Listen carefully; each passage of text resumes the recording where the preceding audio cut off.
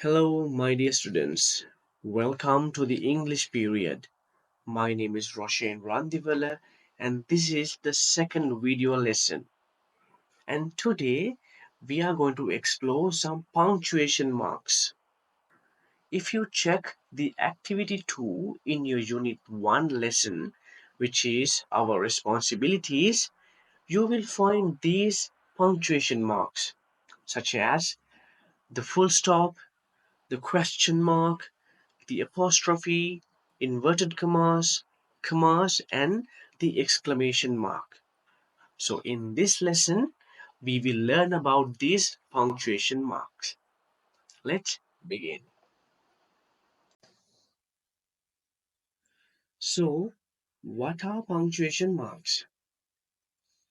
Punctuation marks are little symbols, but these little symbols can make a big difference in how we write and communicate. For an example, just think you are texting your friend or writing an essay or sending an email. When you do so, understanding punctuation marks can be very helpful. Reason being, you need to express yourself clearly and effectively. So, let's go through each and every punctuation mark, how we can use them, and what is the purpose of using these punctuation marks. Now, to begin with the video, now I have mentioned a little description so you can read this. Punctuation marks are symbols used in writing to add clarity, meaning, and expression to sentences. Clear? And also, they help us understand the structure of a sentence, the relationships between words, and the intended tone of the writer. So I believe now you know what punctuation marks are.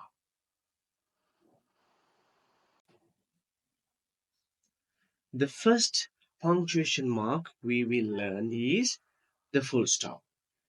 Okay, the symbol is a small dot. The full stop is used at the end of a declarative sentence or an imperative sentence. It indicates a complete stop and signals that the sentence has finished. But now you must be wondering, what are these sentences? Declarative and imperative. Don't worry, I will explain what are these sentences. A declarative sentence is a type of sentence that makes a statement or expresses an idea. It provides information, makes a statement, or conveys a fact. Clear? A declarative sentence is a type of sentence that makes a statement or expresses an idea. It provides information, makes a statement, or conveys a fact. Let's look at some examples. My name is Roshan Randival.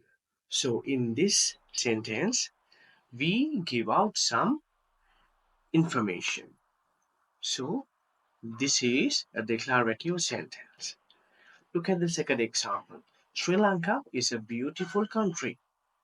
Again, here we are talking about a country. It's a declarative sentence.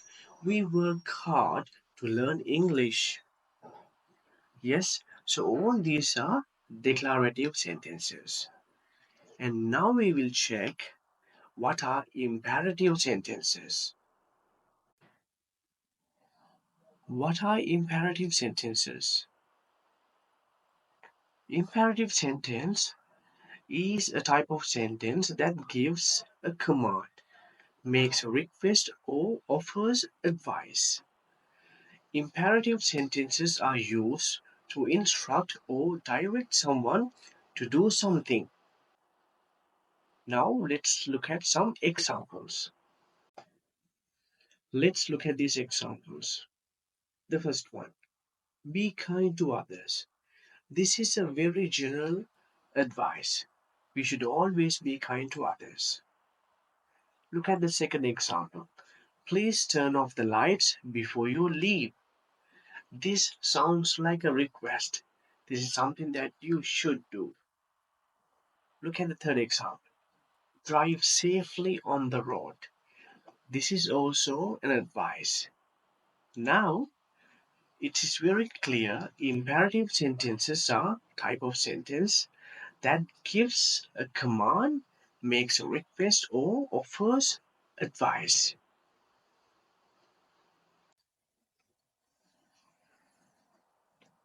Let's look at the second punctuation mark, which is the question mark. The question mark is used at the end of a direct question to indicate that the sentence is interrogative and requires a response. Let me repeat it.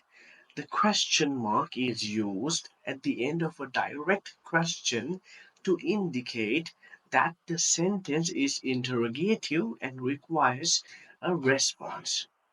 What does this mean? This means now when we see this, it means someone is asking a question. Someone is asking a question, and we are supposed to respond. That is the meaning of interrogative. Let's look at these examples. What are your hobbies? Would you like a cup of coffee? Why didn't you come to the party? Now, these are questions, and at the end, you would see the question mark. Now, in writing, when you want to inquire something, when you are expecting a response from the other party which you are writing to, you can use questions. So, how do we emphasize that this is a question? Simply, you need to use the question mark. Now, if someone asks from you, what are your hobbies? You would obviously have an answer. You might say, my hobbies are reading books, watching movies, playing cricket, listening to movies, and so on. If someone asks from you, would you like a cup of coffee? Obviously, you would say either yes or no. Then, if someone asks one of your friends, why didn't you come to the party? Then you will reason him. Okay, I couldn't come to the party because of this reason. So, these are questions where you need to respond. Let's learn about the apostrophe. Apostrophes are used in contractions to indicate the omission of letters and to indicate position or ownership. That means we can use the apostrophe in two different ways, to contract and to show ownership. Now, what do you mean by contractions? Contraction is like we squeeze two words together and to make it bit shorten. For an example, we could say instead of saying I am, we can say I'm. Instead of saying you are, we can say you're.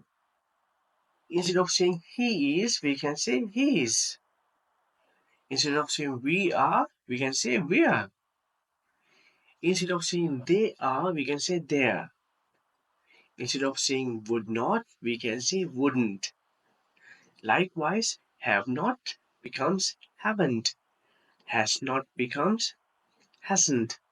Had not becomes hadn't. Did not becomes didn't. So what happens here is when we contract, you can see we use the apostrophe, that is to show we have omitted a letter or more. It could be one letter or maybe two letters. I hope this is very clear. Let's learn how we can use the apostrophe to show position or ownership. Look at the first example. the queen's crown. This means the crown that belongs to the queen. Or in other words, there's a crown that the crown is owned by the queen. Here we are talking about the ownership. Look at the second example. John's hat. When we say John's hat, that means the hat that belongs to John. That means hat is John's property. If we say my sister's room, that means the room that belongs to my sister. Now, if we go through all these examples, such as the children's toys, the people's bank, the men's hats, the women's shoes, the children's books, mother's jewelry, boss's decision. In all these expressions show some ownership. So how do we use this? How do we show the ownership? Simply using the apostrophe. Now I will teach you how to use the apostrophe to show ownership or position. Now what we use is an apostrophe and the letter S. And simply we say apostrophe S. Now if we take nouns, we can mainly divide into regular nouns and irregular nouns. And at the same time, we can say there are singular nouns and plural nouns. Singular means one, plural means more than one. So if we take a singular noun which falls under regular nouns, as an example, father, if we want to give some ownership to this noun, we can use the apostrophe s. Then it will be like fathers. So here the example says father's car. That means car that belongs to the father. And if now let's take an irregular noun. In this example, I have taken the word child. Now that's in singular form. Now, if we want to give some ownership to this noun, again we can use the apostrophe s. Then it will be like child's. And the example is child's toy. That means toy that belongs to the child. Now, let's take an irregular noun, but not the singular form, the plural form. So if we take the same irregular noun, which I took earlier, the word child, the plural of the word child is children. Child, children. So when we add ownership, again what we do? We add apostrophe s. Then it will sound like children's playground. The example is children's playground. That means the playground that belongs to children. It shows ownership. Now, this is the bit tricky part. When we add ownership to regular nouns but are in plural form, we cannot add apostrophe s. The reason being, when we form plural using singular nouns, what do? We either add s or es most of the time. So in this case, when we are adding ownership to plural regular nouns, we do not add apostrophe s. Instead, what do? We simply add an apostrophe. For an example, now lion is a regular noun, regular singular noun. The plural of lion is lions. So when we add ownership, so what do? We simply add an apostrophe. Then the word lion becomes lions, and when we pronounce it the same way, lions den. Lions den. That means the den that belongs to lions. Next punctuation mark is inverted commas. We identify inverted commas as quotation marks, and we use these inverted commas or quotation marks to enclose direct speech, quotations, or titles of short works like articles, movies, short stories, and things like that. Let's look at some examples. Let's learn how we can use inverted commas or quotation marks in direct speech. Look at the first example. I am exhausted, she sighed. Now, what did she say? I am exhausted. So, in direct speech, we use inverted commas or quotation marks just to write whatever the person said. In this example, she said, I am exhausted. And you can see it has been written inside inverted commas or quotation marks. Look at the second example. Is anyone up for pizza? He asked. What did he ask? Is anyone up for pizza? It's a question, and we have used inverted commas to write that. Look at the third one. Silence, shouted the teacher. Now, here we have used inverted commas to mention what the teacher said. Teacher said, silence. So, we have used inverted commas or quotation marks to write that. So, this is how we use quotation marks in direct speech. Look at these examples. Now, these are very famous quotations. So, when you write a quotation, maybe in your essay or maybe in your email or anywhere, you need to make sure that you use inverted commas or quotation marks. So, that is how you write them. Look at the first example.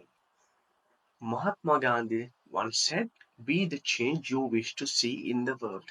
So, if you use this quotation somewhere, you need to make sure that you write the quotation inside quotation marks or inside inverted commas. And same applies to the other quotation as well.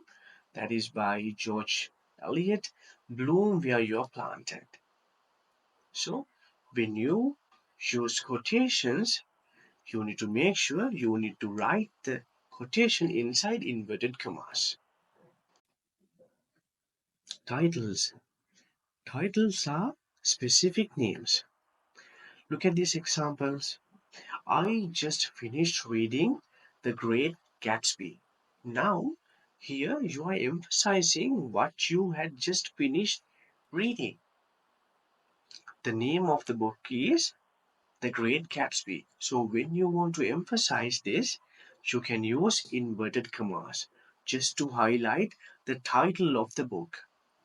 Look at the second example. Have you watched the movie Lord of the Rings? Now, here you are emphasizing the name of the movie or the title of the movie. So, again, you can use inverted commas or quotation marks to write the title of the movie. The next punctuation mark we have to talk about is comma. This is a very common punctuation mark. It's like a little pause in a sentence, and commas have several uses. For an example, we can separate words, phrases, or clauses within a sentence. Let's look at how we can do that. Let's learn how we can use the comma to separate items in a list. Look at the first example sentence. My favorite fruits are apples, oranges, and bananas. You can see the comma in between apples and oranges. Then again between oranges and the word and. So here we have used the punctuation mark comma to separate items. Look at the second example. I need milk, eggs, and butter for cookies. Here also I have used the punctuation mark comma to separate milk and eggs and the word and. So we can use the punctuation mark comma to separate items in a list. We can use this punctuation mark, the comma, to separate clauses in a compound sentence. For an example, you can see she likes to read books, but her brother prefers to watch movies. In this sentence, you can see there are two small sentences. She likes to read books. Her brother prefers to watch movies. Now, those two are tiny sentences, and we have joined them using a conjunction. Here, the conjunction is but, and when we join these clauses together, again we need to use the punctuation mark comma. And you can see that after the word books. She likes to read books, but her brother prefers to watch movies. We can use commas to separate adjectives as well. The same way we separated items, a list of items in a sentence. Look at the first example. It was a sunny, warm day. In this sentence, there are two adjectives, sunny, warm. And to separate these two adjectives, we have used a comma. And you can see that after the word sunny. Look at the second example. The old creaky swing creaked even louder in the wind. Here also, you can see two adjectives. Those are old and creaky. Again, we have used a comma to separate them. So this is how we can use the punctuation mark comma. Right, we have come to the end of the video, and this is the final punctuation mark, the exclamation mark. Now, the exclamation mark is used to indicate strong emotion such as surprise, joy, anger, or emphasis. Let's look at some examples. Let's go through all the examples one by one. The first one. He jumped out of the bushes. I nearly had a heart attack. So these two sentences indicate surprise. Look at the second one. It indicates some joy. We won the championship. Go team. It indicates some joy. Here we have used the exclamation mark. Anger. Get off my property now. Sounds like very angry. We can use the exclamation mark. I can't believe we are going to Paris. Someone is very excited. We can use the exclamation mark. Help, there's a snake.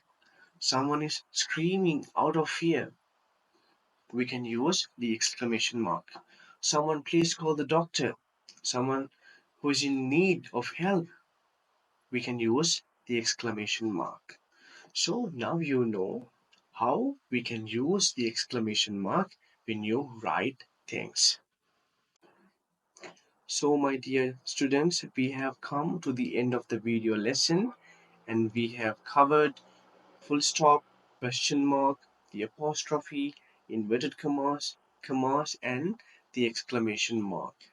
And you might feel like these punctuation marks are very small, like very small symbols, but they are very, very important when you write things.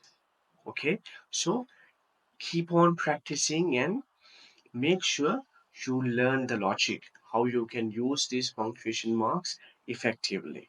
Okay, so if there's anything that you need to ask, please use the comment section, and I will go through your comments and I will respond to you. Well, thank you so much for joining me. If you enjoyed the video, please like it and subscribe my channel for more content like this, and share this video with your friends and colleagues. I hope to see you all soon with a brand new video lesson. Until such time, Take care. God bless you all.